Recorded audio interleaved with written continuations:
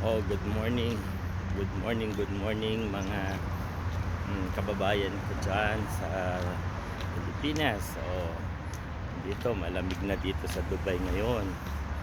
Napakaganda ng panahon. Pero, yan, naka-jacket na po kami ngayon. Jacket para umiwas sa lamig. Yan, morning na po. Kitang-kita nyo mga kababayan ating buildings, mga buildings po dito sa Dubai. Ayan. At kung sino man ang mga nanonood at na-inspired sa video ito, just write your name or your location, diba? Para alam ko naman kung saan nakarating itong video nito. I know that a little bit boring, pero very educative kasi nakikita nyo rito sa Dubai taglamig din, hindi naman full year na init, diba? Sa time na to ngayon malamig yun, kaya ginagawa namin syempre enjoy what you have, because syempre napakaganda na kung saan let's enjoy life to the fullest, diba? Yun, hiningal tuloy ako, naglalakad. Yun. So bukang liwayway, ayan, bukang liwayway sa Dubai. Yun, makikita mo pa yung mga buildings, diba? Sa reels na to sa reels na to makikita mo talaga na ang OFW talagang kumakayod yan by all means.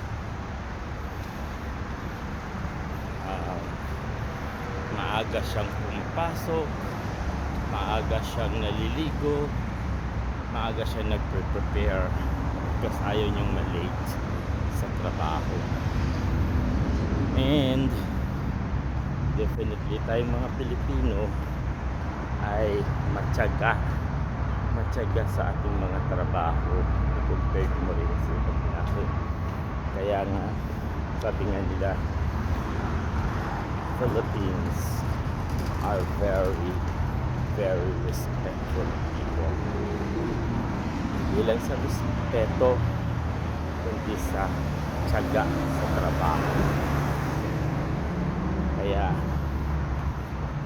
kayong lahat na mga nanonood, saludo po ako sa ating mga kapwa Pilipino na nasa abroad. Yes, iniwan ang pamilya para magkaroon ng masaganang buhay sa abroad, masaganang buhay sa Philippines.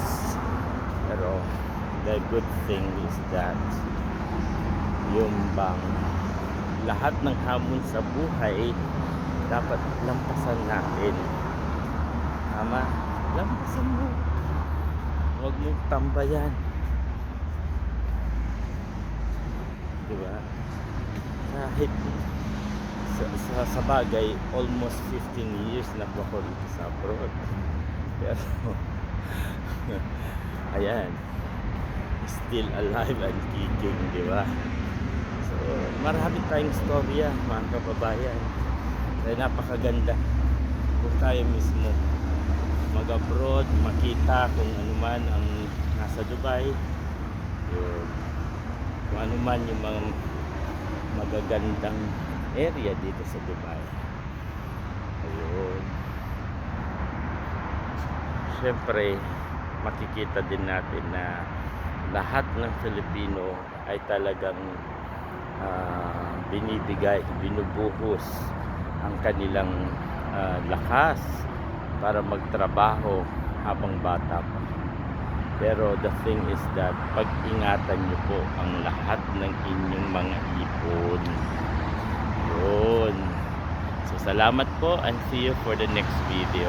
God bless.